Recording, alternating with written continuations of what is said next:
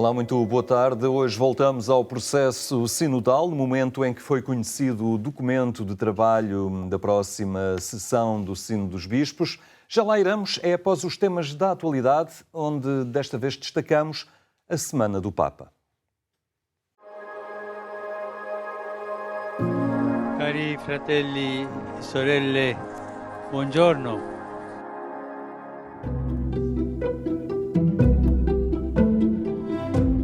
O Papa deslocou-se a Trieste para encerrar a 50ª Semana Social dos Católicos na Itália.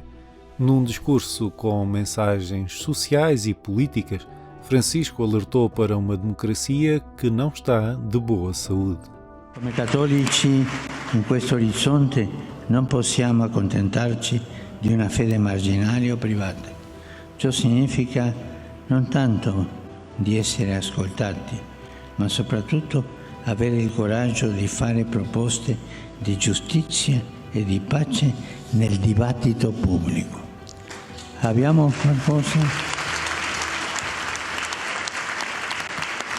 qualcosa da dire,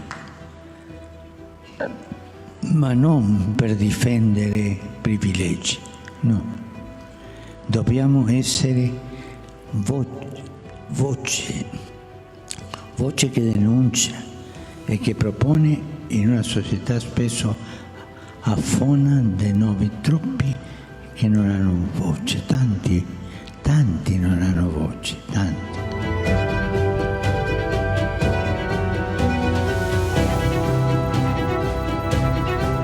Após o primeiro discurso da viagem, o Papa teve encontros particulares com representantes ecuménicos e do mundo académico, migrantes e pessoas com deficiência. A celebração da Eucaristia encerrou 5 dias de encontro dedicados ao tema No coração da democracia, participar entre a história e o futuro.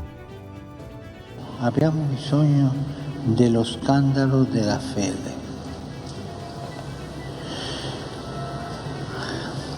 Non abbiamo bisogno di una religiosità chiusa in se stessa, che alza lo sguardo fino al cielo senza preoccuparsi di quanto succede sulla terra e celebra liturgie nel Tempio dimenticandosi però della polvere che scorre sulle nostre strade.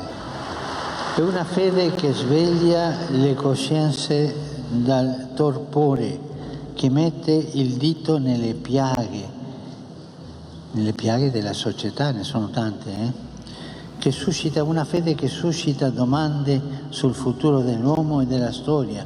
È una fede inquieta e noi abbiamo bisogno di vivere una fede inquieta, una fede che si muova dal cuore a fuori, una fede che riceva da fuori le problematiche della società, una fede inquieta che aiuta a vincere la mediocrità e l'accidia del cuore, che diventa una spina nella carne di una società spesso anestetizzata e stordita del consumismo.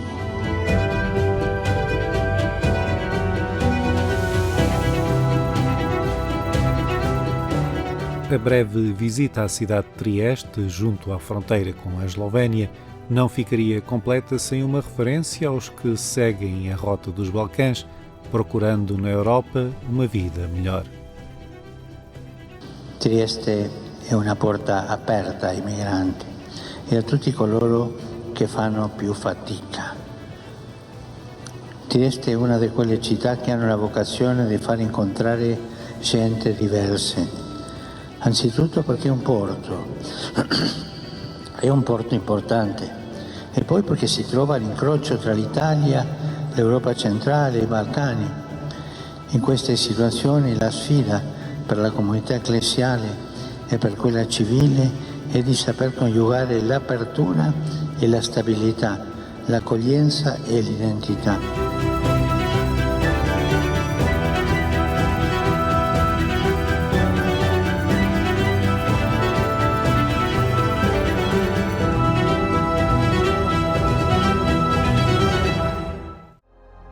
e non dimenticatevi di pregare per me. Arrivederci.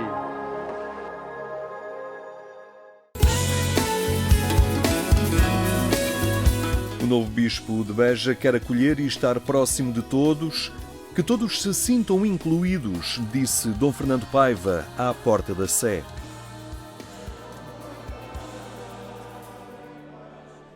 A Catedral de Beja foi insuficiente para acolher todos os que compareceram na ordenação episcopal de Dom Fernando Paiva.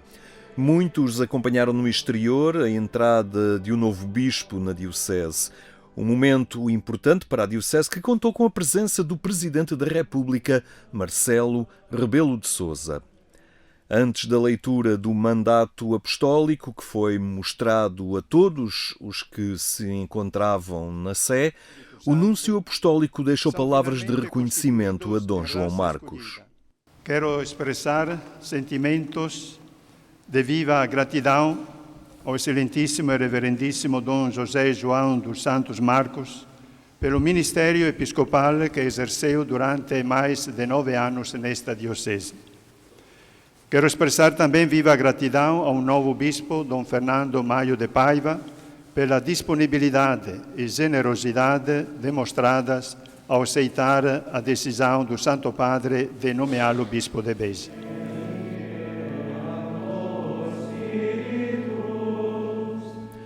Um hino do século IX, o Veni Creator Spiritus, que evoca o Espírito Santo, marcava o início da ordenação episcopal de Dom Fernando Paiva, presidida por Dom Francisco Sanra Coelho, o arcebispo metropolita de Évora, da qual é sufragânea a diocese de Beja.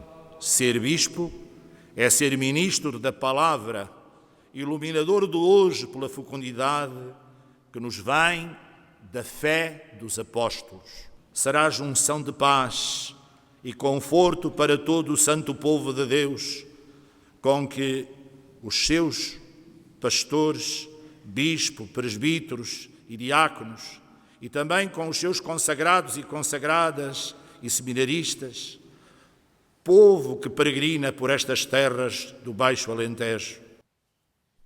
A ordenação concluía-se com o rito da imposição das mãos e com a entrega desses sinais do poder do bispo.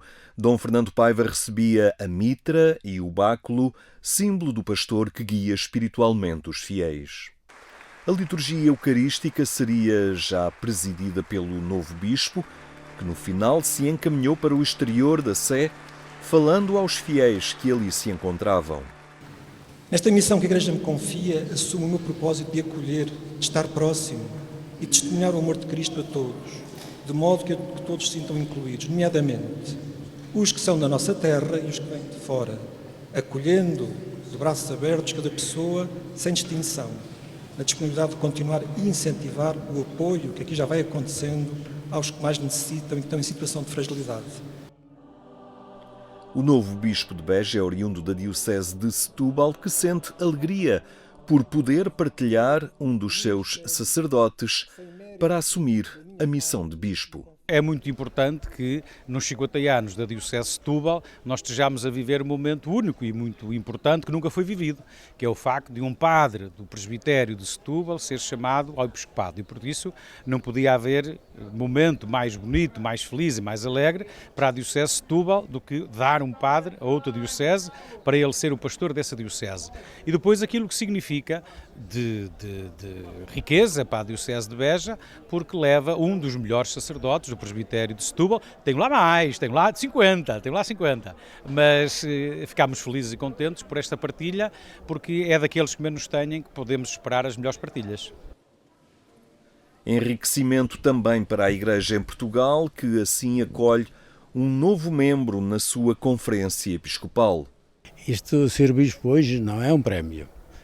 É um desafio que se assume em nome da Igreja, com a Igreja, e aquilo que dizia o Dom Fernando, sem quem pôs a minha confiança, é nesse sentido que ele também trabalha e trabalhamos.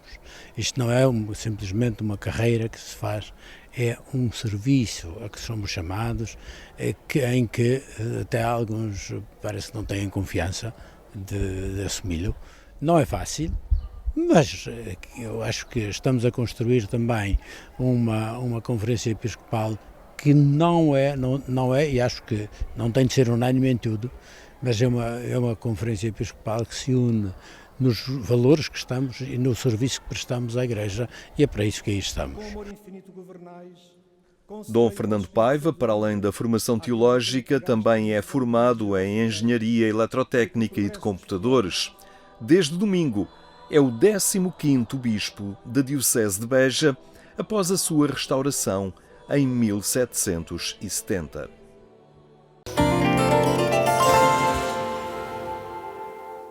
Agência.eclésia.pt é o portal informativo da Igreja Católica, onde encontra estes temas em atualização permanente. Também tudo o que se refere à nova fase do Sínodo dos Bispos, cujo documento de trabalho já foi divulgado. Está connosco Alfreda Fonseca, professora, que integra também alguns círculos de reflexão na Igreja. Obrigado por estar aqui no nosso programa. Tornou-se público então este Instrumentum Laboris, assim, este documento de trabalho que irá orientar a próxima sessão do Sínodo dos Bispos. Na leitura que fez do documento, o que é que retém, o que é que acha que salta à vista deste documento de trabalho? Há uma primeira coisa que é positiva, que é o facto de ter havido 107 conferências episcopais que levaram os contributos das suas comunidades. Entre 114 foi uma ampla consulta, digamos, aos cristãos das diferentes comunidades. E isso parece um ponto positivo. Agora, há algumas questões que este documento não toca ou toca superficialmente. E isso parece-me um bocadinho pena, porque na primeira fase desta dinâmica sinodal, em que toda a gente que quis foi consultada, surgiram uma série de questões sobre as quais havia consenso, outras sobre as quais havia dissenso e outras que eram para aprofundar. E eu esperava que este documento adiantasse um bocadinho mais nessas matérias. O documento é um documento interessante, que procura ser um documento realmente de síntese, mas às vezes é tão sintético que omite os pontos que precisam de mais reflexão e os pontos que de alguma forma têm várias leituras teológicas, porque isto é o Sínodo dos Bispos, mas é a primeira vez que é um Sínodo dos Bispos em que há uma participação de todas as instâncias da Igreja, nomeadamente dos leigos e das leigas. E portanto, esperava-se que fossem mais proativos nesta síntese, no que diz respeito, por exemplo, à questão da mulher e no que diz respeito às questões dos carismas e ministérios. Fala-se há aqui um reforçar, fala-se nos ministérios batismais, coloca-se o foco nesta questão do próprio batismo, e há aqui, fala-se um Ministério da Escuta. Podemos dizer que há aqui um desviar de atenção por parte em relação aos ministérios ordenados e nessa discussão que se mantém do acesso da mulher ao sacerdócio? Eu acho que não abordaram essa questão. É evidente que os ministérios ordenados fazem parte dos ministérios batismais, não é? Porque foram batizados na mesma fé, que depois há alguns que têm determinadas missões e tarefas específicas. Agora, questões como o diaconado feminino, que, por exemplo, nas igrejas orientais já existe, não aparecem aqui como questões, foram mais ou menos esquecidas. Por outro lado, há uma coisa positiva. A maneira como se refere à participação das mulheres é uma participação menos paternalista. A linguagem é menos paternalista. E isso já é, para quem já anda nisto há muito tempo, já é um melhoramento. Mas realmente não chega. Há outras questões que eu tenho um bocadinho de medo que esta dinâmica possa levar. É que, em vez do apelo que é constantemente feito nas diferentes partes do documento, quer nos fundamentos, quer na parte primeira sobre as relações, os percursos, os lugares, e a Igreja no mundo, é um bocadinho centrada sobre o papel da Igreja, das estruturas da Igreja. Embora muitas vezes se diga no próprio texto que a Igreja as estruturas servem para a missão e não para serem reestruturadas simplesmente. Ora, o risco é haver uma reestruturação e haver uma clericalização dos leigos e das leigas, em vez de haver uma desclericalização e uma desmasculinização de todas as áreas da Igreja. Porque a Igreja serve para o mundo e não para si própria. Este Ministério da Escuta parece-lhe ser algo que responde aos tempos, ao fim e ao cabo, esta busca das pessoas pela partilha das suas dúvidas, das suas questões. Uma igreja que escuta é uma igreja que sabe ler os tempos? Eu penso que sim, que o Ministério da Escuta é um ministério importante. Agora, vamos lá ver se isso não se transforma naquilo que era as antigas, de má memória, perversões das direções espirituais, que eram formas de impedir a autonomia de muita gente, da consciência individual, não é? Portanto, escutar é fundamental, mas escutar com suficiente abertura para perceber a realidade que as pessoas vivem. E eu acho que isso é um passo importante se conseguirmos fazer isso.